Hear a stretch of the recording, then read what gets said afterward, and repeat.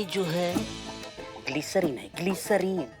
2 बूंद जज्बातों की, ये 2 बूंद आंखों में डाल दोगे ना तो ऐसे आंसू बहेंगे, ऐसे आंसू बहेंगे कि रोके रुक नहीं सकते। 2 बूंद माफी की, ये बूंद आंखों में डालो और मैडम सर से माफी मांगो। आपके आंसुओं के सैलाब में मैडम सर बह जाएगी। फिर माफी क्या चीज है, आपको वो ऐसे चौकी पोस्ट दे देंगे। इधर दिखाओ दिखाओ दिखाओ, क्या है ये? ग्लिसरीन 2 बूंद जज्बातों की। ठीक है बिल्ले, तुम्हारा आइडिया ट्राई करते हैं। हाँ हाँ करो। जय हिंद मैडम। जय हिंद जय हिंद। करिश्मा सिंह, क्या हुआ आपको? आप इतनी उदास क्यों हैं? नहीं कुछ नहीं। मैडम सर, बिल्ली हट। मैडम सर, ये आपसे माफी मांगना चाहती है।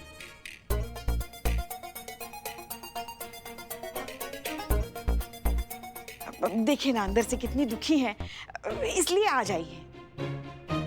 अच्छा ठीक है, आइए केबिन में बैठ के बात करते हैं। All the best. 2 बूंद मैडम, 2 बूंद जज्बातों की। हाँ समझ। हाँ 2 बूंद। जी करिश्मा सिंह, आप कहिए।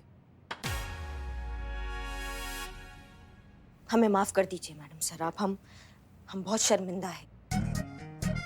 हम शर्मिंदगी से भर गए हैं, हमें माफ कर दीजिए। सच में? हाँ सच में मैडम सर, हम अपना शक्ल नहीं देख पाते हैं आईने में। हम इतना शर्मिंदगी से भर गए हैं, हमें प्लीज माफ कर दीजिए आप मैडम सर, प्लीज। क्या हुआ मैडम सर? नहीं, हमें बहुत खुशी हुई है जानकर कि आपको सच में अपने किए का पछतावा हो रहा है। लेकिन सच कहें तो हमें इस बार आपकी बात पर पूरी तरीके से यकीन नहीं हो रहा है। हाँ? यकीन नहीं है मैडम सर, हम आपको कैसे यकीन दिलाए कि हम सचमुच बहुत शर्मिंदा हैं।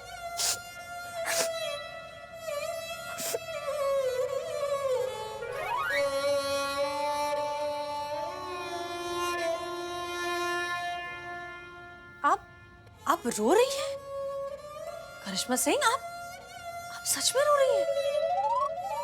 हाँ मैडम सर, ये हमारे पश्चाताप के आंसू है मैडम सर, हमसे बहुत बड़ा गलती हो गया। अच्छा प्लीज माफ कर दीजिए आप। ठीक है, प्लीज प्लीज रिलैक्स। आप इस तरह से रोना बंद कीजिए। हमें तो यकीन नहीं हो रहा है। ऊपर से इतनी सख्त और इतनी कड़क दिखने वाली हमारी करिश्मा सिंह अंदर से इतनी इमोशनल है। देखिए, हम मानते हैं कि आपको अपने किए का पछतावा हो रहा है, इसलिए आप गिल्टी फील कर रही हैं, लेकिन उसमें इतना ज्यादा परेशान होने वाली कोई बात नहीं है करिश्मा सिंह। ये सब तो होता रहता है। इस तरह से रोना आपको बिल्कुल भी सूट नहीं करता करिश्मा सिंह। अच्छा ठीक है, हम आपको माफ करते हैं।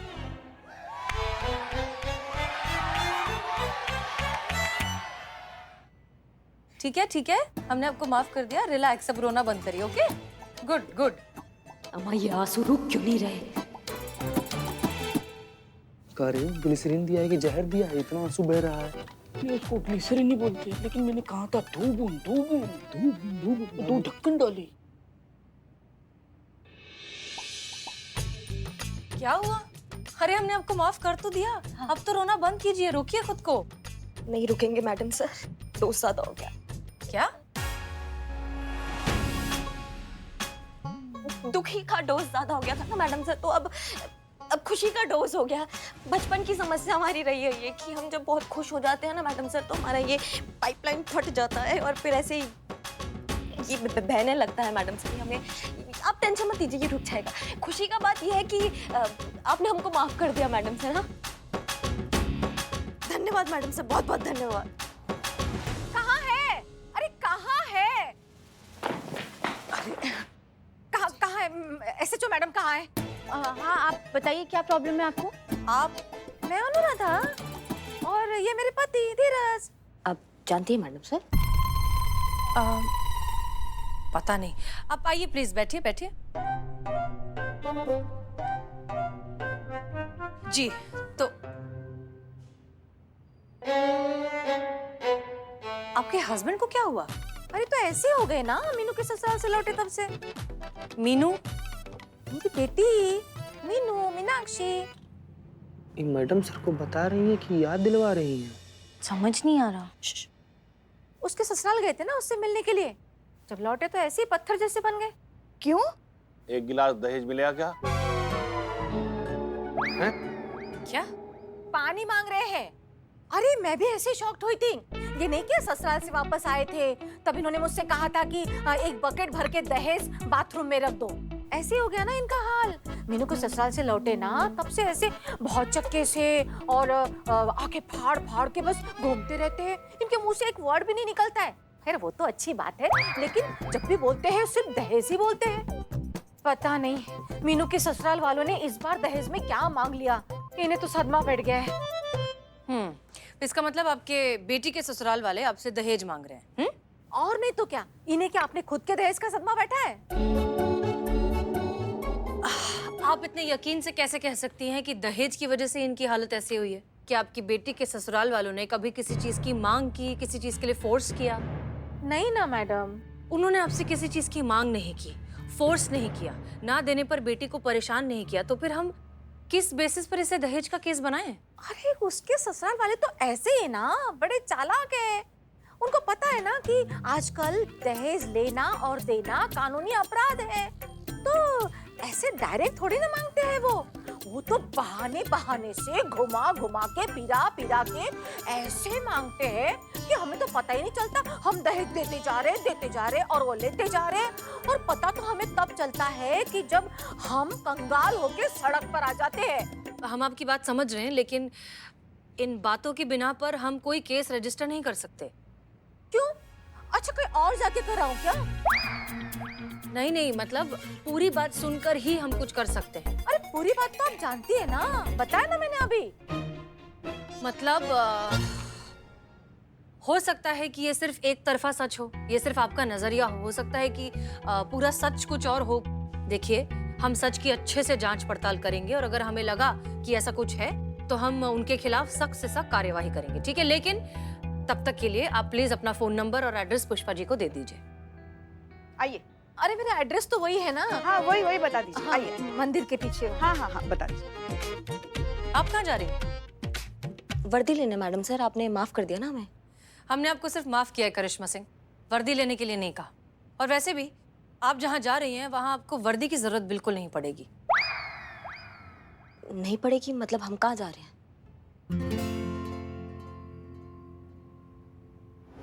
बदनाम भाई। क्या है बे? क्या हैंडसम लग रहे हो यार। अरे वो तो मैं बचपन से हूँ, कोई शक? ए, चल निकल। चल और सुनो ना यार, एक काम था, 1000 रुपए दोगे तो बाद में देता हूँ। माँ कसम, मैं 1000 रुपए के साथ जमाने पहले सेल्फी लिया था रे, तब से मैं खुद देखा नहीं, मैं देखने के लिए तड़प रहा हूँ। मैं नहीं है मेरे पास 1000 रुपए। बदनाम भाई, 1000 रुपए दे दो यार, कल देता हूँ ना, ऐसे थोड़ी होता है।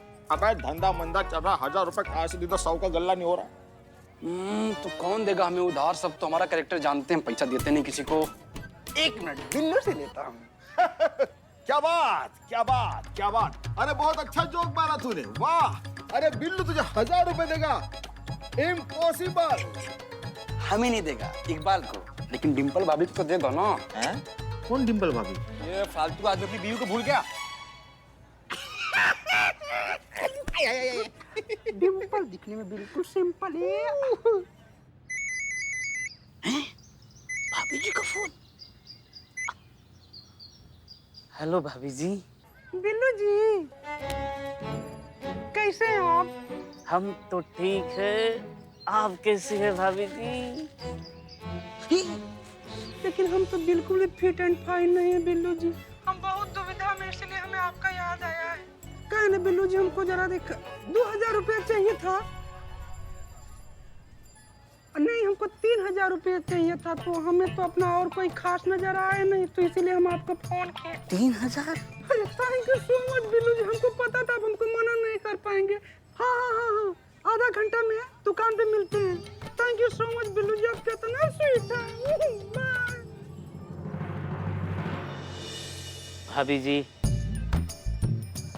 भाभी जी आपने हमें याद किया और हम हाजिर हैं। भाभी जी, बदनाम भाई नहीं दिख रहे?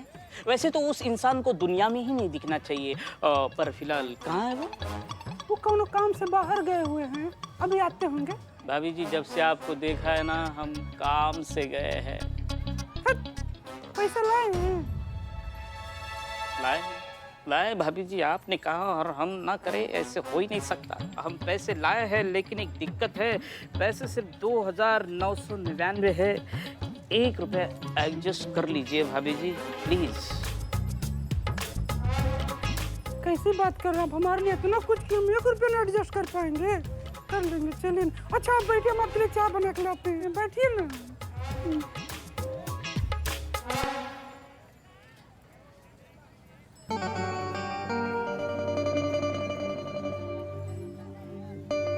बिल्ले, बिल्ले सुनो, हमको तुमसे काम है थोड़ा। बिल्ला, बिल्ले।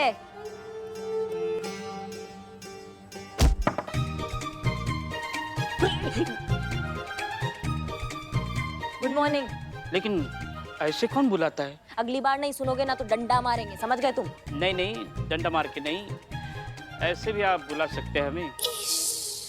बोलिए क्या काम है हमसे? हमको तुमसे ये काम है कि अभी जो केस आया ना दहेज वाला, हमको उनके घर पर जाना, उनका रिश्तेदार बनके जांच पड़ताल करना है अच्छे से, उनकी समस्या का जड़ तक पता लगाना है। समझ रहे हो बात को? समझ गए ना?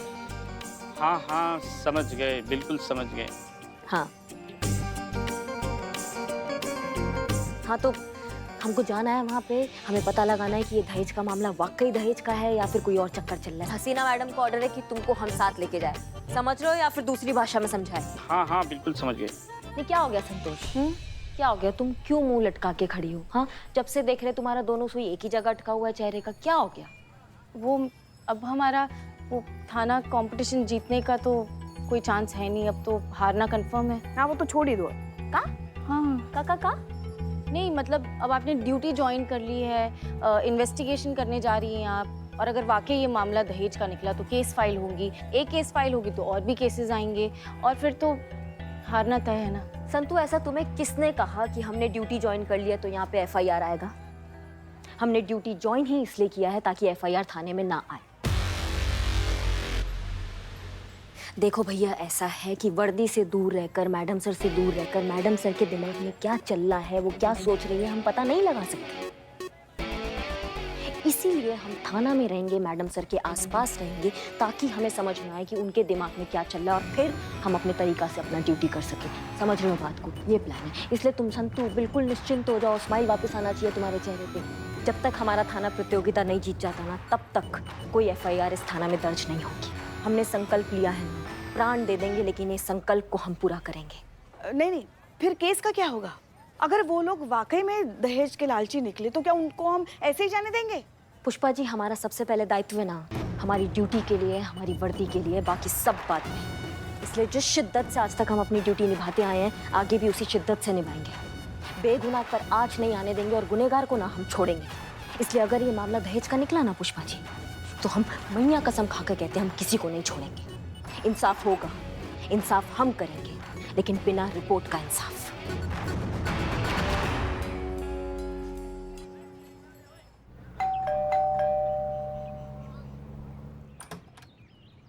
नमस्ते। नमस्ते। नमस्ते। नमस्ते जी। नमस्ते। आप लोग? जी, आपने नहीं पहचाना? नहीं, हेलो, मुझे भी नहीं पहचाना? बिल्कुल नहीं। देखा, धुंधली वाली फोटो लगाई एल्बम में। समधी जी ने भी नहीं पहचाना। देखिए भाई साहब, टाइम थोड़े है वरना लाइन लगा देते हैं एल्बमों की। अब साफ साफ बताइए आप लोग है कौन? जी, मैं रीमा, मीना के मामा की लड़की, और ये मेरे हस्बैंड प्यारे। हाँ हाँ प्यारे है समधी जी। हाँ, हमारी बहू मीनू ने तो बताई थी वो अर्पित के साथ शिमला जाने से पहले कि आप लोग लखनऊ आने वाले हैं। हाँ, बोला था 2 दिन रुकेंगे आप हमारे यहाँ। टाइम थोड़े है वरना लाइन लगा देते हैं, आपको रिसीव करके लेके आने वाले की। आप लोग बाहर क्यों खड़े हैं? आप तो हमारे अपने हैं। आइए आइए, अंदर आइए। आइए आइए। केतकी, देखो कौन आए। ये है हमारा छोटा सा घर। अरे मैं तो बताना ही भूल गया कि मैं कौन हूँ। मैं संजय, अर्पित के पापा। कहाँ रख दी? अभी तो हाथ में ही थी। कहाँ रख दी, मिल नहीं अरे रही बस, है। अरे भाग्यवान, जो नहीं मिल रही है उसे छोड़ो, जो मिल रही है उनसे तो मिलो।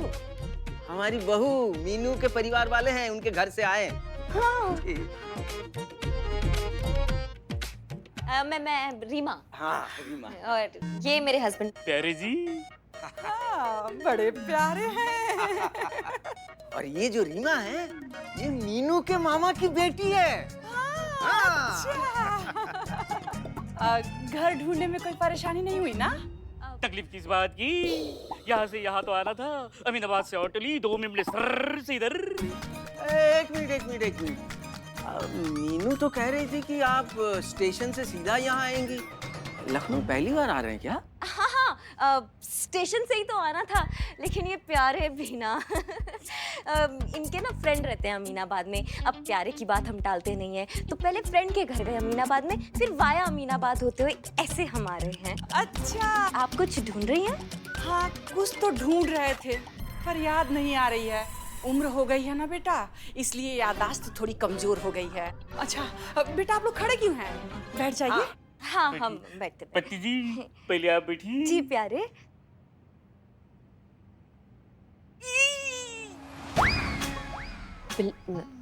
प्यारे, क्या हुआ? 1 मिनट जी।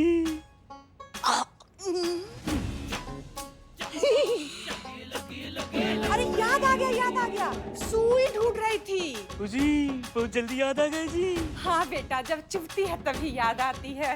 और कुछ भूली तो नहीं? बैठने से पहले बता दीजिए। नहीं बेटा, बस एक ही थी। बैठ जाओ। अब क्या कहें इनका तो रोज का है, यहीं बैठ के सिलती रहती है, और यहीं ये सुई जो है ये भूल जाती है, छोड़ देती है वहीं पर। अब बेचारी हमारी बहू मीनू की क्या गलती है बताइए? यहीं बैठ जाती है, चूक जाती है, उसे कितनी तकलीफ होती है। क्या है ना बेटा, अगर ये सोफे सारे सफेद रंग के होते ना तो कोई परेशानी नहीं होती, लेकिन भाई टाइम थोड़ा है, वरना लाइन लगा देते। सफेद सोफों की। अच्छा। लेकिन जो है मीनू की डैडी जी के हाथ में है, उनकी बेटी है। अगर वो अपनी बेटी को कुछ देना चाहे तो हम बीच में दखल नहीं देंगे, हम मना थोड़ी करेंगे। नहीं।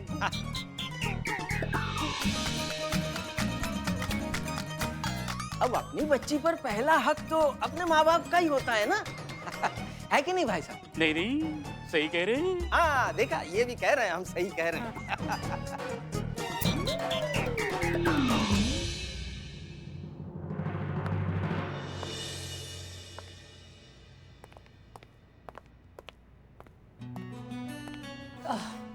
जय हिंद सर। जय हिंद। कैसी हैं आप? हम ठीक है सर।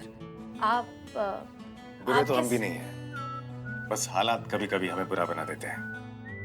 क्षमा चाहते हैं, आपको प्रतीक्षा करनी पड़ी। वो क्या है कि अंदर आईजी साहब की एक जरूरी मीटिंग चल रही है। No problem sir, I understand. आइए थोड़ा आगे चल के बात करते हैं, आइए। ठीक है। क्या हुआ सर? हसीना जी, आपके लिए एक बुरी खबर है। अच्छा, जिंदगी में अब तो इतनी बुरी खबरें सुन ली है सर कि कोई भी खबर उतनी बुरी नहीं लगती। बताइए, इस बार आप कौन सी बुरी खबर देना चाहते हैं? हमने आईजी साहब को ये जिक्र करते हुए सुना कि अगर आपका थाना बेस्ट थाना प्रतियोगिता नहीं जीत पाता है तो आपका थाना बंद करने की सोच रहे हैं, क्योंकि उनका यह मानना है कि प्रतियोगिता का परिणाम ही इस बात को सिद्ध कर देता है कि इस शहर को आपके थाने की आवश्यकता है या नहीं। ये पुलिस डिपार्टमेंट हमारे थाने के पीछे क्यों पड़ा रहता है हर वक्त? अब एनीवेज सर, आप क्या सोच रहे हैं? वही जो आप सोच रही हैं। आपका थाना हरगिज बंद नहीं होना चाहिए।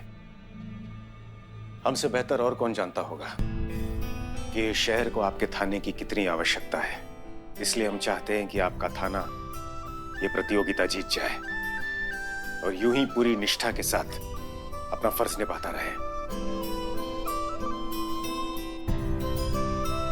शायद इसलिए ये कॉन्फिडेंशियल बात हम आपके साथ शेयर कर रहे हैं।